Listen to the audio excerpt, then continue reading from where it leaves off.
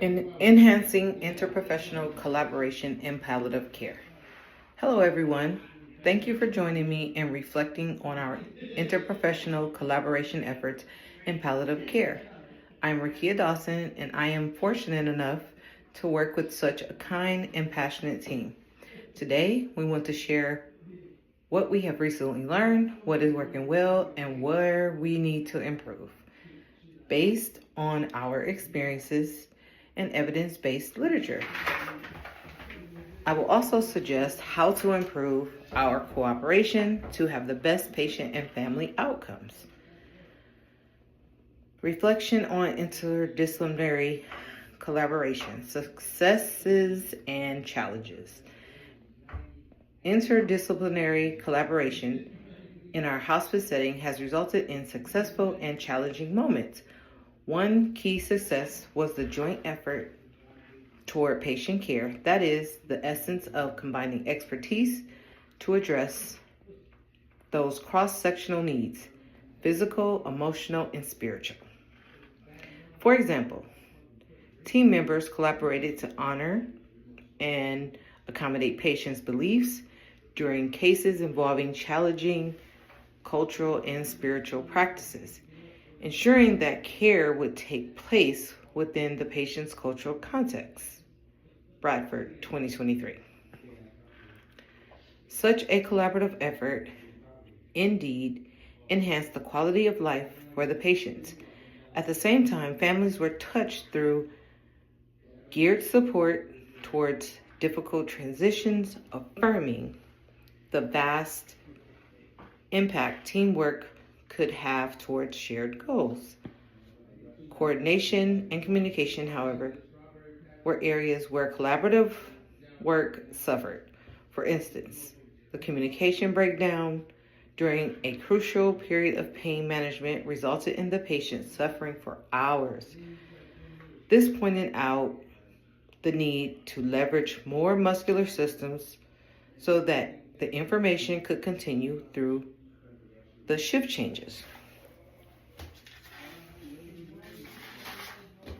Likewise, there was a lack of collaboration concerning complex family dynamics, wherein each provider felt overwhelmed, and in some cases, the patient's needs were overshadowed by unsolved conflicts. Reeves, Schweighöfer, and Liebig, 2021. Such obstacles present that some systematic form of communication and reassurance to strengthen team building is needed for better bridging and handling ethical and emotional complexities. Reflective nursing practices presents a pathway whereby improvements in future interdisciplinary collaboration can be sought through continuous learning from experience. Team debriefs and personal reflection allows nurses to see patterns develop and realize areas to improve upon. By making necessary practice changes, practice becomes more proactive toward avoiding the chances of experiencing similar missteps. An enlightening example occurs by looking at the problem of delaying pain management. Potentially, a structural approach to early SBAR completion could set efforts to ensure critical information is communicated correctly and expeditiously.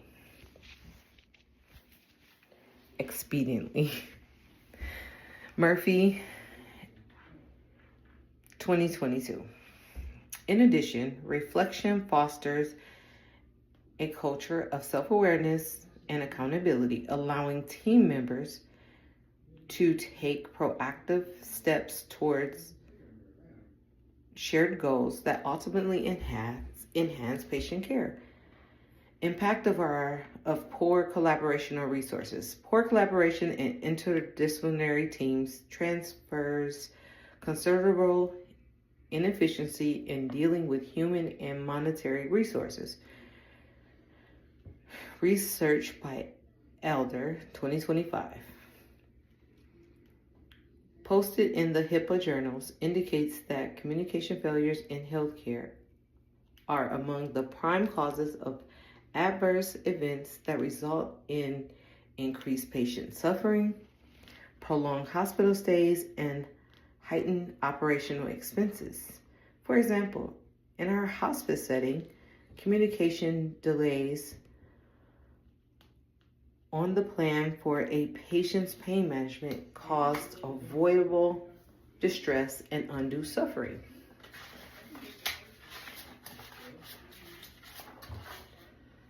Errors do give good care to a poor face, but they burden nurses and physicians who need to spend extra time and resources remedying a situation. Ineffective coordination causes human resource burnout and generally lowers staff morale.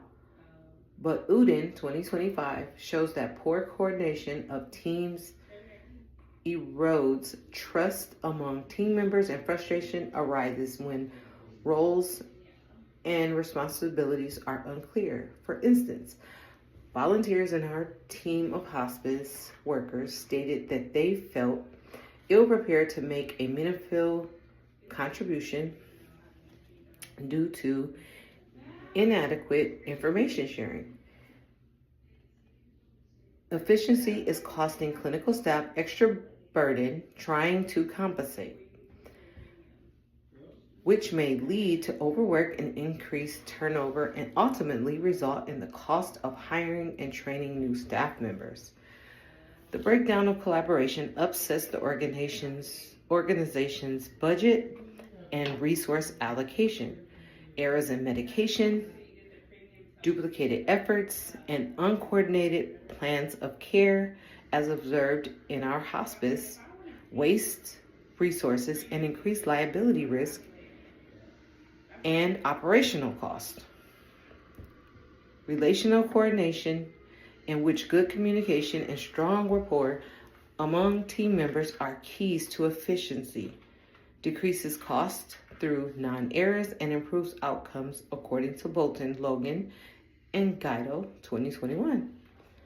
Not investing in structured communication strategies such as shared electronic health records or regularly offered interdisciplinary training sessions contributes to inefficiencies that impede patient care and sustainability in the health sector. Thus, enhancing collaborative working relations means that the hospice can fully maximize most of the currently scarce resources, yet produce better patient care.